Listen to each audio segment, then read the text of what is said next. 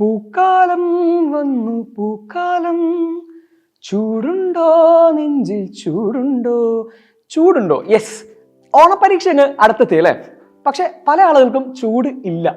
എന്ന് വെച്ചാൽ പ്രത്യേകിച്ച് നമ്മളെ +1 ആകുന്ന സമയത്ത് ഒഫീഷ്യലി നമുക്ക് എക്സാമിനേഷൻ ഇല്ലാത്തതുകൊണ്ട് തന്നെ ആരും അത്ര കാര്യമായിട്ട് എടുക്കാത്ത ആളുകളാണ് പല ആളുകളും.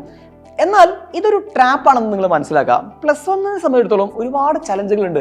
നേരത്തെ അല്ല നമുക്ക് ക്ലാസ് തുടങ്ങിയിട്ടുള്ളത്, എന്നാൽ +2 അപേക്ഷിച്ച് കുറേ പോർഷൻസ് നമുക്ക് പഠിച്ചു തീർക്കാനുണ്ട്. പുതിയതായിട്ടുള്ള ഒരുപാട് ടോപ്പിക്കുകളാണ് നമുക്ക് പഠിച്ചെടുക്കാനുള്ളത്.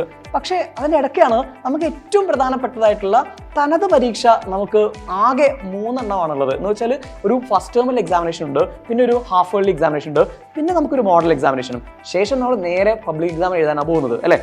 എന്നാൽ നമ്മളെ സംബന്ധിച്ചിടത്തോളം ഈ ഫസ്റ്റ് ടേമിൽ എക്സാമിനേഷൻ ഇല്ലതാനും നമുക്കൊരു വലിയ പോരായ്മയാണ്. അല്ലെങ്കിൽ ഈ പറഞ്ഞതുപോലെ എക്സാമിനേഷൻസിന്റെ ഇമ്പോർട്ടൻസ് എന്താണെന്ന് SSLC കഴിഞ്ഞു വന്ന ആളുകളോട് ഞാൻ പറയേണ്ട ആവശ്യമില്ല.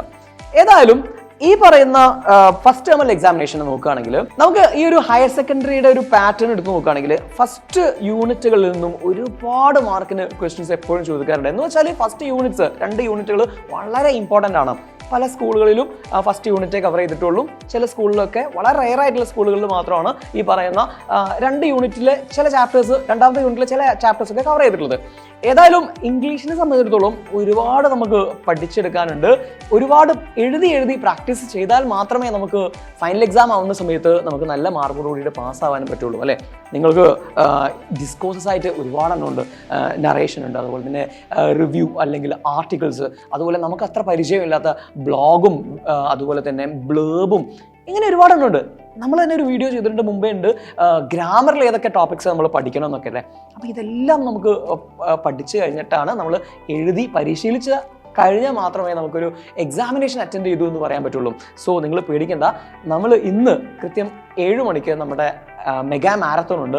ഇംഗ്ലീഷിലെ എല്ലാ ചാപ്റ്റേഴ്സും നമ്മൾ ഡിസ്കസ് ചെയ്യും. അതുപോലെ തന്നെ എന്ന് വെച്ചാൽ ഈ ഫസ്റ്റ് ടേമിൽ എക്സാമിനേഷനുള്ള എല്ലാ ചാപ്റ്റേഴ്സും നമ്മൾ ഡിസ്കസ് ചെയ്യുന്ന, ഡിസ്കോഴ്സ് കംപ്ലീറ്റ് ഡിസ്കസ് ചെയ്യുന്ന, അതുപോലെ തന്നെ ഗ്രാമർ എല്ലാം കൃത്യമായിട്ടും പഠിപ്പിക്കുന്ന ഒരു കിടിലനായിട്ടുള്ള മാരത്തോൺ ആയിരിക്കും ഇന്ന് ഉണ്ടാവുക. സോ എല്ലാവരും ജോയിൻ ചെയ്യുക. നാളെ എക്സാം ഉള്ളവരാവണമെന്നില്ല. ഇനി വരാൻ പോകുന്ന ദിവസങ്ങളിൽ നിങ്ങൾക്ക് സ്കൂളുകളിൽ പരീക്ഷ ഉണ്ടാവും. ആ പരീക്ഷയും വളരെ ഗൗരവത്തോടു കൂടി തന്നെ നിങ്ങൾ എന്ത് ചെയ്യണം, കാണേണ്ടതുണ്ട്. സോ നമുക്ക് കൃത്യം 7 മണിക്ക് ലൈവ് കാണാം.